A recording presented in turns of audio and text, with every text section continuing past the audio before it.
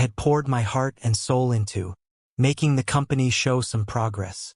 But my CEO wife kicked me out of the executive team, just to let her lover replace my position. The two of them openly professed their feelings in front of me. One was crying like a delicate flower, begging me to hand over my shares. The other, with deep affection, said, if I were her husband, I wouldn't let her be in such a difficult position. A husband shouldn't keep secret money, he said. But unexpectedly, I slammed the table and outright refused, going on strike. This caused the company to fall into an unprecedented crisis. My wife cried and begged me to come back, begging me not to abandon her. I agreed right then and there, but the next second, I pulled out the divorce agreement from my underwear and slapped it on her face. I said, how could I abandon you? You still owe me what's mine. Chapter 1. The first day off from work. So satisfying. It wasn't until I turned 27 that I realized how wonderful it is to wake up naturally. I stretched lazily in bed, grabbed my phone to check the time. As soon as I unlocked it, a flood of calls and messages popped up. I casually answered one, and immediately the voice of the general manager came through, full of reproach. He scolded, George, why haven't you been coming to work? The proposal for the client is due tomorrow, and no one is handling it. We're all panicking. I turned over, adjusted my position, and responded slowly, Manager, we had the annual meeting a few days ago, and the boss personally gave me time off. I've already handed over all my work. You can just talk to Makoto about it. The general manager hesitated, stuttering. He hesitated, saying, Makoto, he's still in the adjustment phase. I scoffed. Then it looks like you'll need to help him more. All right, I'm hanging up now. Before the general manager could say anything more, I ended the call, tossed the phone aside, and pulled the covers over me.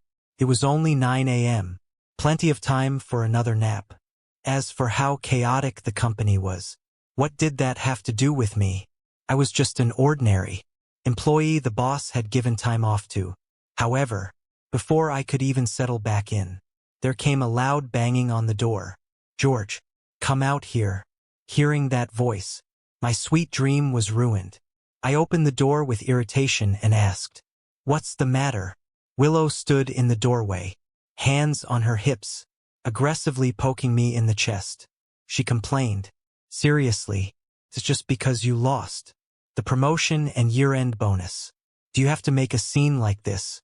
There's so much going on at the company. Can't you take care of your handover work and do something else?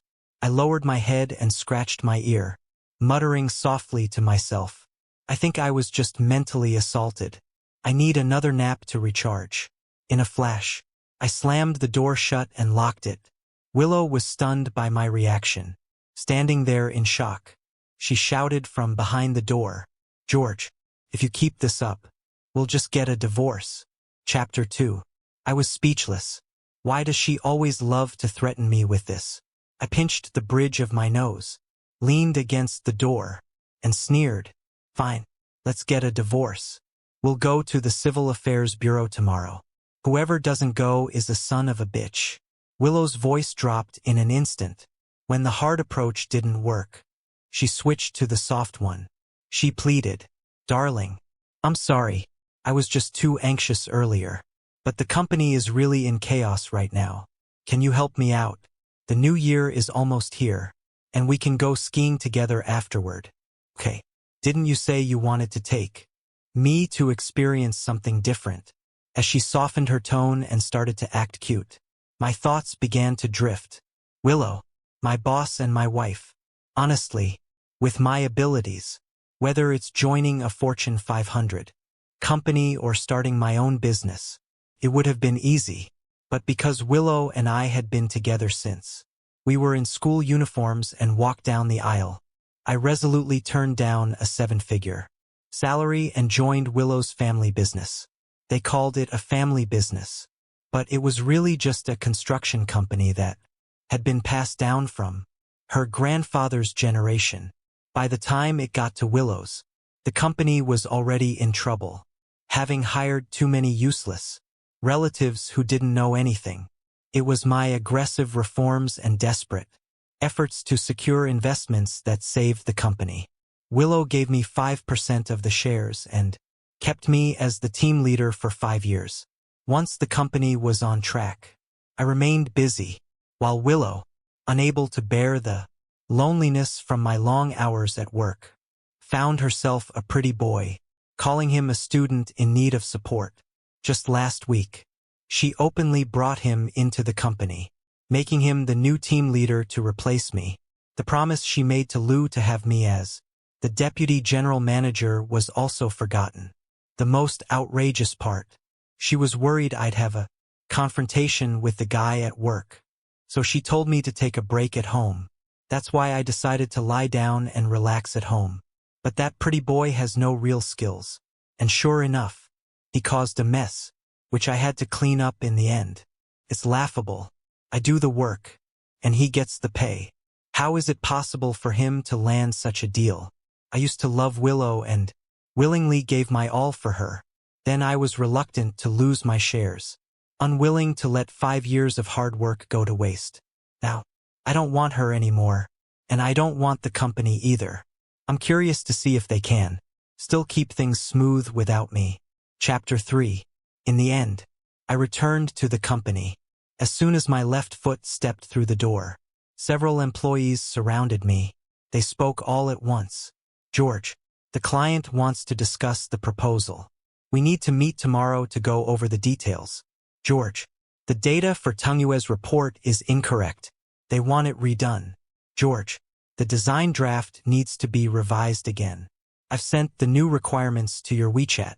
George, the annual report is out. Do you want to take a look? I was speechless. I waved my hand and said, "Stop, stop, stop. Don't crowd around." I made a stop gesture, but the employees kept pushing forward, forcing me against the glass door.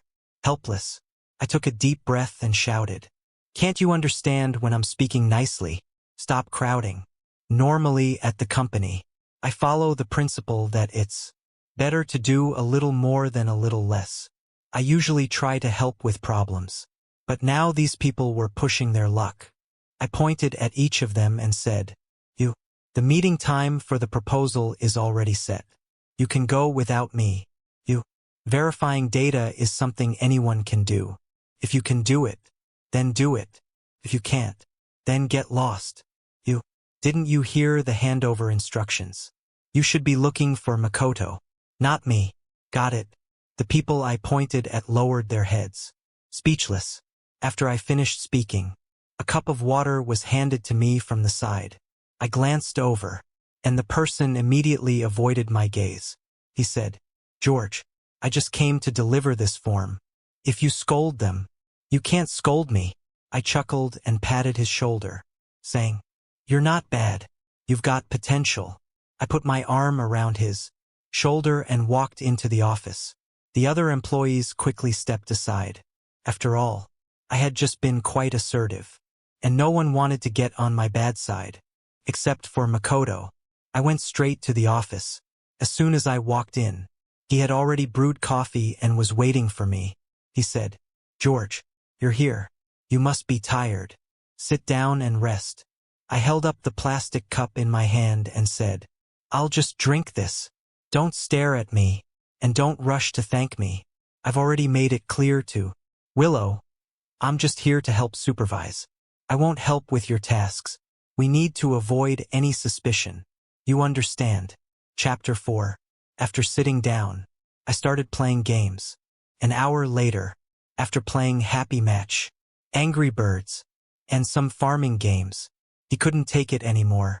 He asked, "George, could you take a look at this proposal and see if it's feasible?" I took the tablet, skimmed through it briefly, and then flashed a brilliant smile. I said, "My review is garbage. If you scatter some rice on the keyboard, even a chicken could write better than you. A 500K budget for materials, and you quoted 200K. What's going on? Is the client your dad? Are you planning to pocket the remaining 300K yourself?" For the entire day, my sarcastic remarks echoed throughout the company.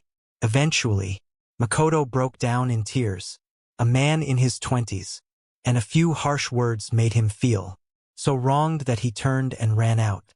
When he came back, he brought Willow with him. Willow, looking displeased, said, "George, I know you're unhappy with Makoto. He may be inexperienced since he just graduated. But isn't this exactly the time for you, as his senior, to help him out? This is one of the year-end projects for the company. Getting it done early is good for everyone. You're a shareholder too. If the proposal is delayed, you won't get your dividends either." I leaned back in my chair, playing on my phone, and gave them a reluctant glance. Makoto, taller than Willow, was now cowering behind her, peering at me with a challenging look. I impatiently asked, "So, what exactly do you want to say?" The moment of truth arrived, and Willow presented two options. She said, "Option 1, you help Makoto handle everything. If you're nice to him, he'll learn quickly. Option 2, you give up your shares. After that, we'll give you a fixed salary, and you won't have to worry about the company's profits or losses." I put my phone down, stood up, and applauded. I said, all right, Willow, you really have an imaginative mind. But Willow, have you forgotten why I took the shares in the first place? You said it symbolized that, in both business and love, we were one. What's going on now? Planning to team up with someone else. On the surface, you need me for the company, but deep down, you probably want me gone, don't you? Willow, you may not seem very smart, but your ideas are certainly quite naive. Chapter 5. As I hit the nail on the head, their expressions panicked. Willow furrowed her brows and then said, each word deliberate, "This is my company. I don't need you to tell me what to do."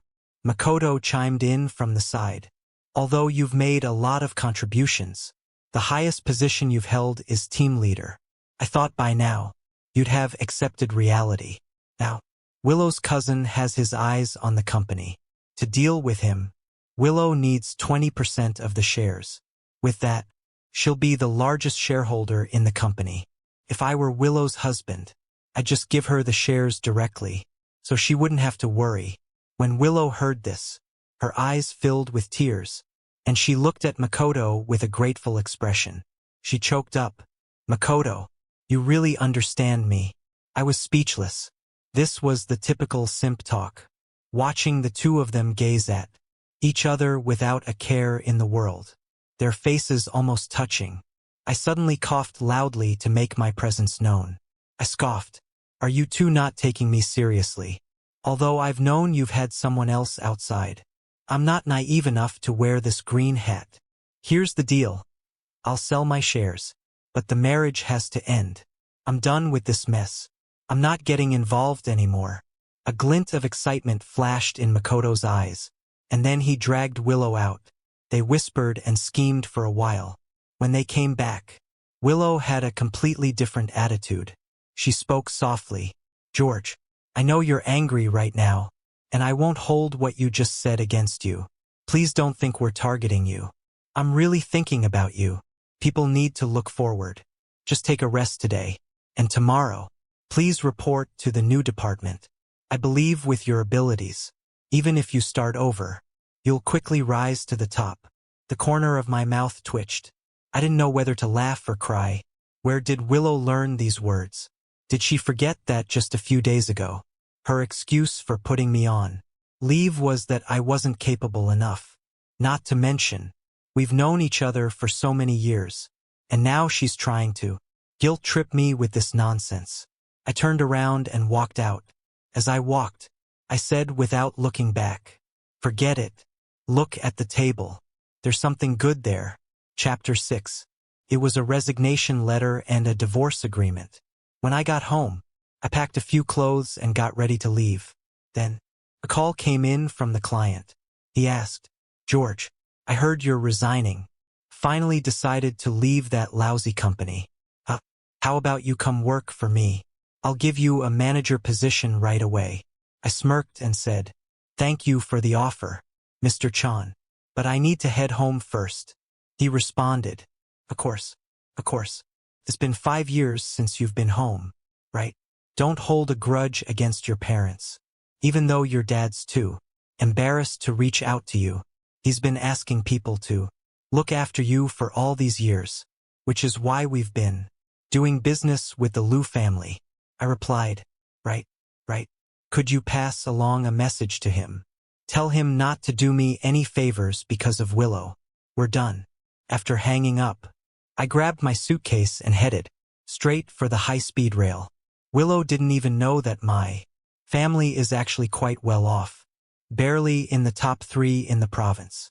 I had fallen for Willow at first sight and pushed aside the marriage my family had arranged for me. My father was so furious he almost cut ties with me. I was stubborn, though. I actually moved out and lived a tough life for a few years. This time, when I returned home, I brought a lot of supplements for my parents.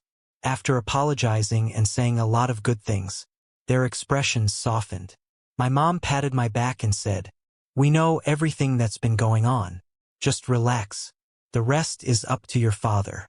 My dad, with a dissatisfied expression, said, "How have you ended up like this? You've let them walk all over you." I shrugged and said, "I'm not going to fight over something like that." My dad continued, "Since she's made her choice, she should face the consequences, good or bad."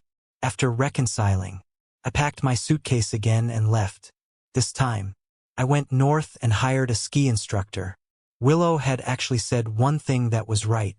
I had wanted to go skiing for a long time, but I could ski alone. By the time I had learned the ropes, it had been 2 months. When I opened my phone, which had been off for so long, I was bombarded with hundreds of messages. The most recent one was a voice message from Willow. She said, "George, I know I was wrong. Can you come back so we can talk?" Chapter 7. I quickly skimmed through Willow's messages. They started with some accusations, like, "The company is at a crucial point.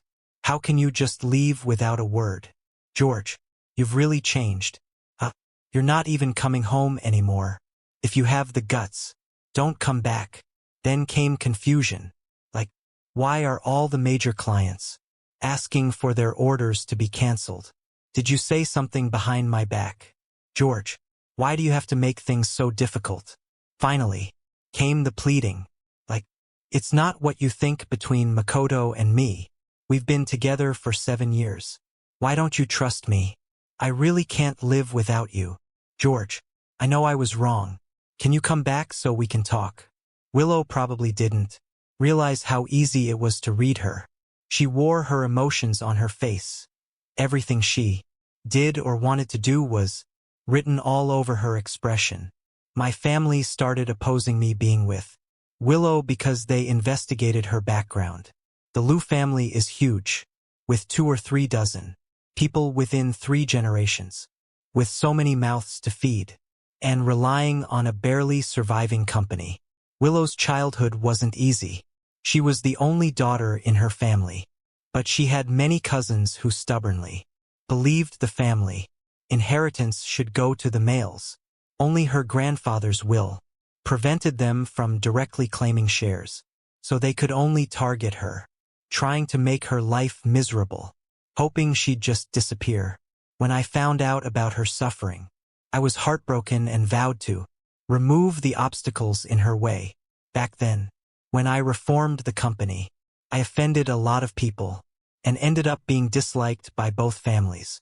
Yet Willow hid behind me, playing the role of a virtuous wife, pretending to be a docile little wife who listened to everything I said, always apologizing for me when I offended others, keeping herself spotless.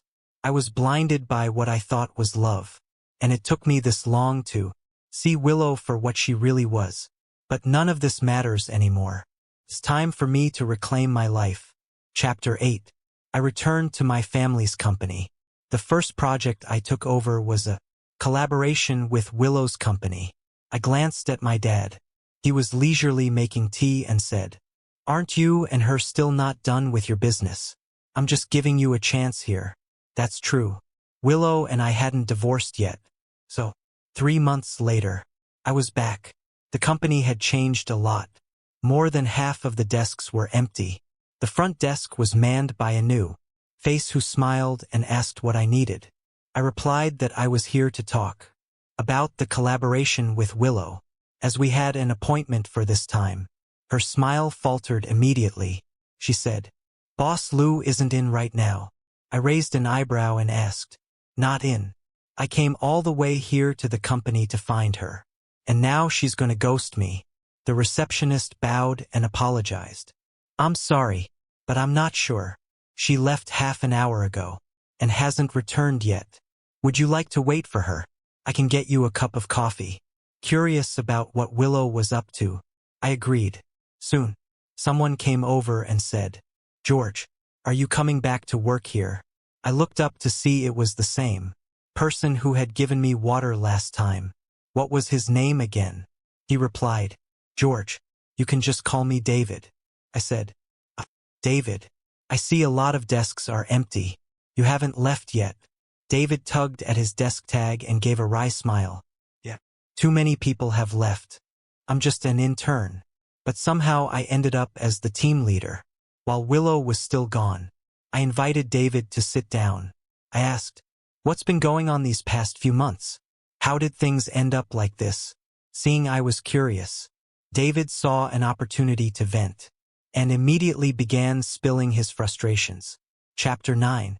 Turned out that after I left, Makoto's flaws were starting to show. The reason he could get close to Willow was because of his looks and his silver tongue, not his work ability. Within the first week, he had failed to secure 3 deals, including one with a long-term client, though I knew that Mr. Chan had torn up the contract because of me. It didn't stop the gossip from spreading throughout the company.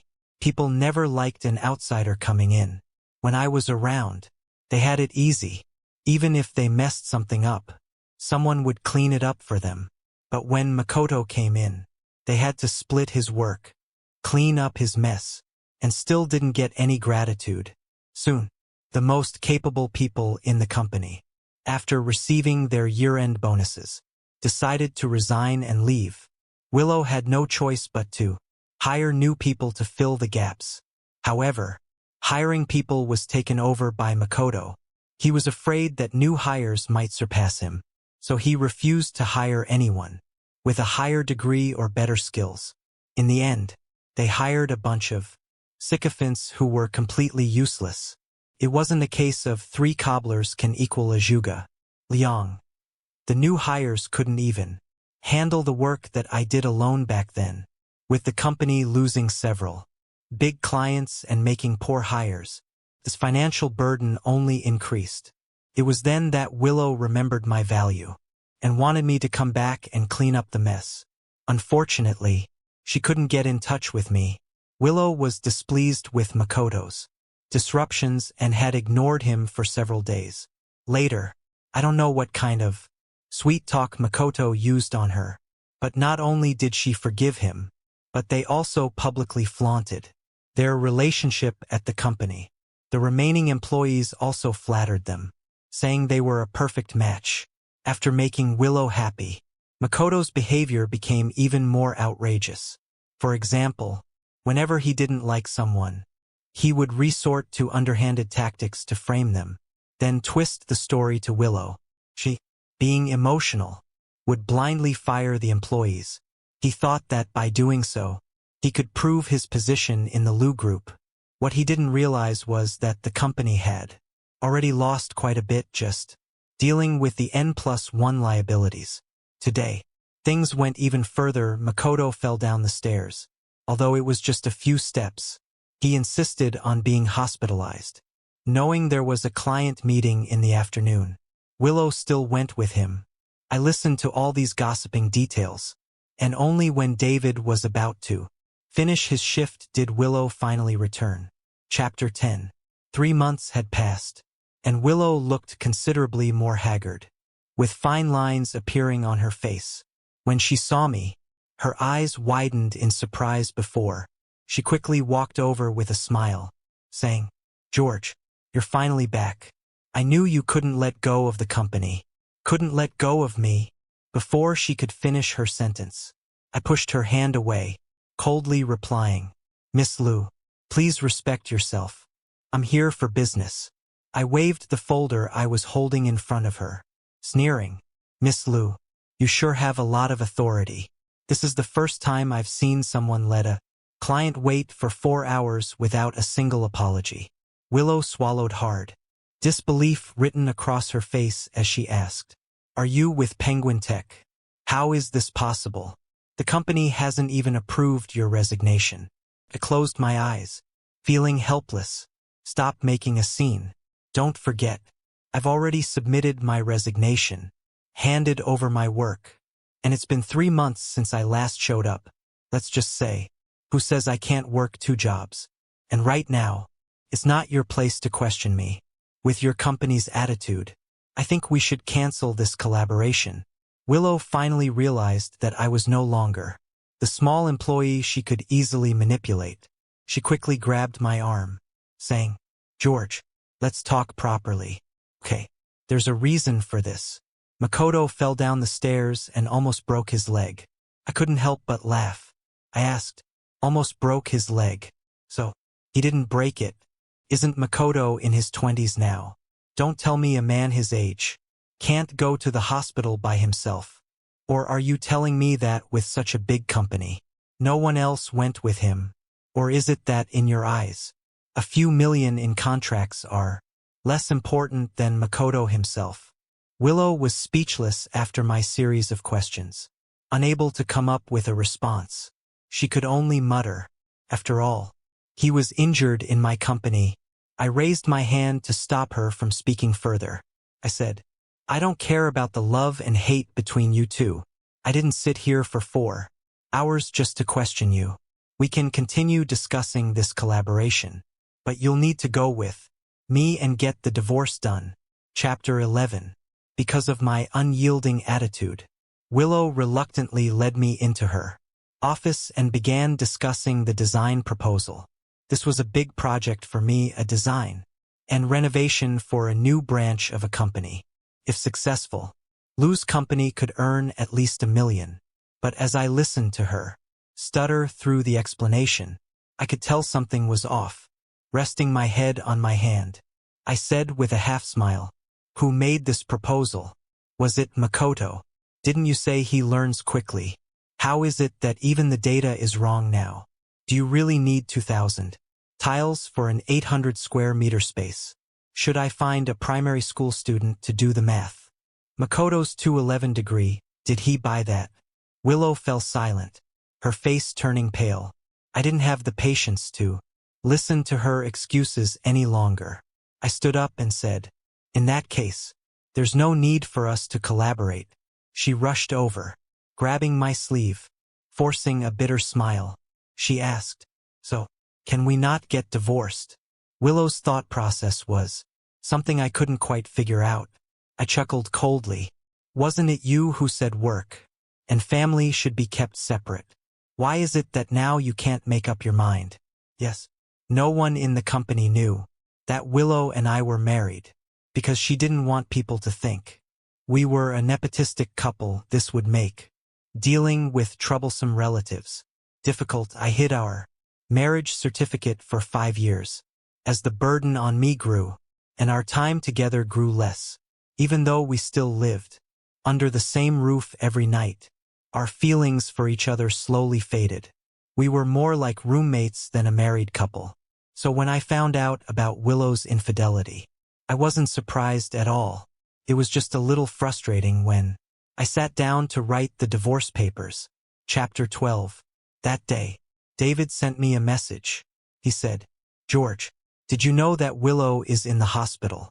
I raised an eyebrow and asked what had happened. It turns out Willow's relatives had shown up. Originally, 70% of the company's shares were spread out, with each relative holding a small portion. Each of them had a say in the company's management. It was me, using the savings I had accumulated over the years, who provided Willow with the initial capital to buy back those shares, one by one. After the successful restructuring, for some reason, Willow ended up selling off a portion of her shares at a high price, but at the time, she didn't report many numbers to me, so I didn't pay much attention. However, she lied to me. With the money the company made in the past few years, even if we didn't live extravagantly, we could have lived comfortably and easily made it to our old age without worry. But Willow couldn't hold on to that money. Like someone head over heels in love, she spent it all on Makoto. She still wore outdated clothes, but bought Makoto luxury watches and sports cars. By the time I resigned, she was already living beyond her means. Her shares kept decreasing, and soon enough, she realized that she no longer held the majority stake. So, under Makoto's encouragement, she set her sights on the 5% I owned. No wonder she'd once told me she had 20%. At the time, I didn't think much of it, assuming Makoto made a mistake. Turns out he had been waiting for this moment all along. Now, the company had fallen into the hands of her cousin. This cousin, Kevin, was somewhat capable. He had his own entrepreneurial ventures and wasn't the lazy type. When Kevin announced that Willow was to be suspended, she couldn't handle it and fainted. The hospital diagnosed her with early-stage brain cancer. My feelings toward Willow were always complicated. I couldn't forgive her betrayal and backstabbing, but I had genuinely liked her once. In the end, I went to the hospital to see her. Chapter 13. When Willow saw me, she started crying. She grabbed my hand, choking on her sobs, and said, "I'm sorry, George. It's only today that I realize you were the only one who truly cared for me." I placed a bouquet of lilies on her bedside and raised an eyebrow. I asked, "What do you mean?" Through Willow's tearful recounting, I pieced together the full story. Turns out that, as soon as Willow ran into trouble, Makoto was also kicked out. In the past few days, Willow had only seen Makoto once. He came to break up with her. He said he needed a rich woman who could let him live a comfortable life. But Willow was no longer able to provide that for him. Makoto really perfected the art of living off others, almost causing Willow to faint in anger. Willow yelled at him to return the money, but Makoto had prepared for this. As soon as he accepted those funds, he made sure there was evidence showing that Willow had willingly given him the money. Even if Willow tried to sue him, all she'd recover were small, insignificant amounts after a long and exhausting process. And now, with her terminal illness, she needed a large sum for medical bills. The only good thing Makoto did was pay a $5,000 deposit for Willow's treatment. After that, he disappeared completely. Willow's relatives had also come to see her a few times, and without exception, they all wanted her to give up her shares. Wiping away her tears, she said, "They don't care whether I live or die. All they want is to drain my last bit of value."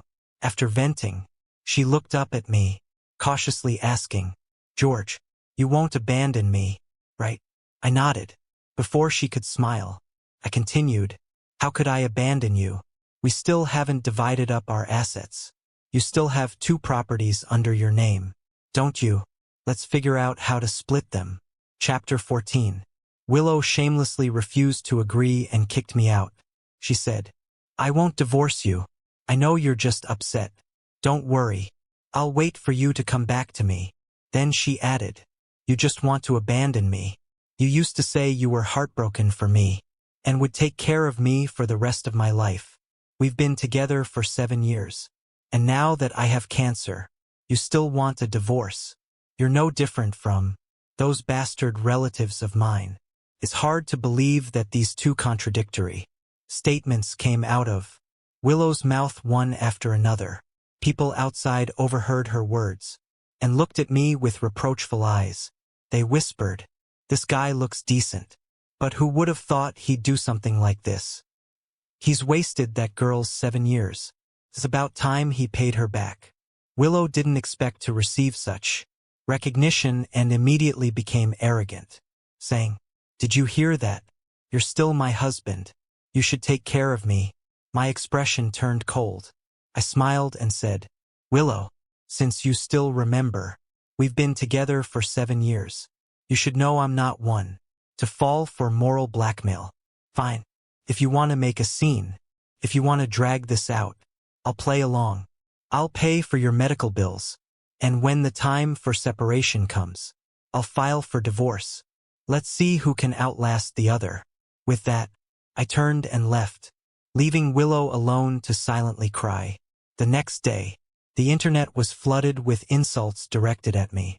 Turns out someone had recorded our conversation from yesterday and edited it to make me look like the scumbag, creating a story around me. In no time, netizens were enraged, accusing me of being irresponsible. And because my face wasn't blurred, my name, address, and phone number were quickly uncovered. I received a barrage of cruel messages and phone calls, with words so offensive that they almost needed a censor. I glanced at my phone and turned it off. I couldn't help but laugh. I wasn't just using one phone, and I had several houses, trying to crush me with online harassment was still too naive. Chapter 15. My mom called and asked, "What's going on with all that stuff online? Do you need me to help lower the heat?" I refused and said, "I actually hope those videos get even more attention. After all, the higher they raise you, the harder you'll fall." After hearing me out, my mom immediately poured some money into boosting the video's popularity. Then, right after someone threw paint on the front of my house, someone came to see me. It was Kevin. He brought a bottle of red wine as a gift. I asked, "Were those things online from you?" Kevin chuckled lightly and said, "Why would I do that? You've already left the company. There's no need for me to target you." I shook my head and said, "Not necessarily. Aren't you afraid I might reconcile with Willow?" Kevin looked at me, his gaze sharp. He said, "I know you're not the kind of person who cares about those opinions. You could easily resolve it. But with the evidence I have, it'll be much easier for you to get what you want." I leaned back, half of my body sinking into the recliner. I asked, "Then what is it that you want?" Kevin opened the bottle of wine and poured me a glass. He said, "I'd like to ask Mr. Wong for a favor. What I want isn't much, just something within your means." I took the glass of wine and said, "How strange. When did the Liu family produce someone this clever? I thought they only knew how to live off the old fortune." Actually, as soon as I heard his name, his profile had already been presented to me. Kevin was an illegitimate child. It wasn't until he made a name for himself that he was acknowledged by the family, and they hoped he would help support them in their old age. Kevin didn't have much affection for the Liu family. His mother had thought she had found true love, but after she got pregnant, she found out he was already married. After angrily breaking up, the fetus was already 4 months old, and if she had gone for an abortion, could have endangered her life. Kevin's birth was never welcomed by anyone. He was a self-made man, step by step, all the way to where he was today, and his return to the Liu family was only to use the company as a stepping stone for his own goals. Chapter 16. After seeing Kevin's background, I couldn't help but reflect. In this world, there is no such thing as the worst situation, only worse ones. When I was in love with Willow, I would be heartbroken whenever she faced even the slightest injustice.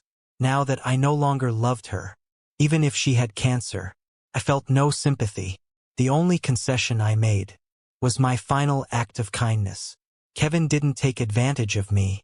He simply bought the 5% share I owned at a fair price and expressed interest in future collaboration. Things quickly took a turn when someone dug up that I was the only son of the G family. I issued a statement through the company's official Weibo account. I consolidated the evidence I had with Kevin and published the full video from the hospital, establishing that Willow had been cheating during our marriage. Netizens quickly began discussing, "This woman is turning the tables. She was the one who cheated first." And now she's blaming the ex-husband for not taking care of her after her lover ran off. She's out of her mind. If I were in her place and was morally blackmailed, I'd snap and start hitting people. Apologies to George. Sorry. I wrongly blamed you earlier. Once the statement was released and the evidence posted, netizens began to turn on Willow. I heard that many people who had been used as pawns in the hospital went to confront her. Willow couldn't handle the shock and fainted. When she regained consciousness, the brain tumor had spread further. The doctor said that if she didn't have surgery soon, the tumor might press on her optic nerve and cause blindness. Her surgery was scheduled for the following week. She was frightened and reached out to me again. She said, "Just stay with me through the surgery, and afterward I'll agree to divorce you." I agreed, but before 2 days had passed, I made a trip to the police station. It wasn't for nothing. Willow had an accident. She had fallen down the stairs, hitting her head and leaving a large gash. There was no major issue, but when she woke up, she started shouting that someone was trying to kill her. The doctors couldn't convince her, so they checked the surveillance footage. Turned out that someone had indeed pushed her from behind. However, the person was wearing a mask and glasses, so their identity was unclear. After Willow reported it to the police, she claimed she knew the person and pointed the blame at me. Chapter 17. Well, turns out, I did know the person. When I found out Willow was cheating, I had specifically followed her for a while. Her intimate moments with her lover were etched into my mind, impossible to forget. So, when I saw the figure in the surveillance footage, I immediately knew who it was. Yes, it was Makoto who had pushed Willow. After I gave my statement, the police immediately moved to arrest Makoto. Makoto, knowing he couldn't escape, admitted to the crime in hopes of getting a lighter sentence for cooperating. It turned out that Kevin had also made a deal with Willow regarding the shares, and Kevin's promise to her was to help her recover the money from Makoto and to interfere with his new relationship. Makoto had attached himself to a new rich woman, but she was also married, and her husband had a much shorter temper than mine. When the husband found out about Makoto, he had Makoto stripped and dragged through the streets while cursing him out. After that incident, Makoto's reputation was completely ruined, as if things couldn't get worse. Makoto was also sued by both Kevin and Willow. They accused him of embezzling company funds and demanded he pay back the money. Makoto, being a reckless person, didn't want to see anyone else doing better than him, so he targeted Willow. In the end, since Willow refused to settle, Makoto was sentenced to 6 years in prison, and his cars, houses, and other assets were auctioned off to cover the debts. Willow's surgery was a success. The doctors said that as long as she followed the treatment plan and had regular checkups, living for several more decades wouldn't be a problem. The day she was discharged from the hospital was the same day we went to register our divorce. Chapter 18. Walking out of the Civil Affairs Bureau, Willow looked at me hesitantly and asked, "Will you get married again in the future?" I casually tucked the divorce certificate into my pocket and replied, "It's hard to say. If I find someone I'm interested in, I'll pursue it. If not, it's fine. After all, my money is enough to support me in my old age." Seeing my relaxed attitude, Willow's eyes reddened. She said, "You're always like this, as if nothing can affect you." Actually, at first, I didn't mean to cheat. I just wanted to get your attention, to see if you'd get jealous and angry over me. But gradually, I was put on a pedestal by Makoto. His mind and eyes were all on me, and that's what I wanted to feel from you. I glanced at her, speechless, and said, "It doesn't matter now.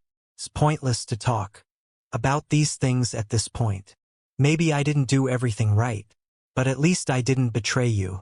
Your remorse, your apologies, and your love can no longer stir anything in me. Because, from today, we're strangers. Take care of yourself, Willow." I wouldn't tell her that I had also been confused at times, that I had cried in the dead of night, and that I had cursed the world for the cruel jokes it played on me. But people always move forward. What doesn't kill me only becomes the driving force for my future. So what if I lost love? There are still countless beautiful views waiting for me to see.